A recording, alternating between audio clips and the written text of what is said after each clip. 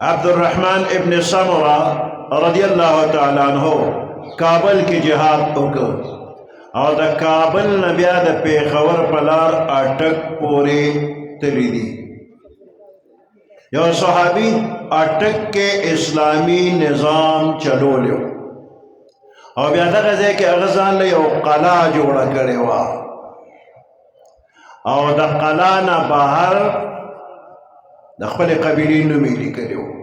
دا صحابی نوم دے محلب ابن ابو صفرا او العتک دا قبیلی نوم دے اوز دا اٹک خلق دا غی پا عربی خجب نوڑے دا لعجم دی نو العتک اغوی سم ویلی نشو نغی بے اتک اتک او سمو دا پسی بے اٹک اٹک نو دا اٹک لفظ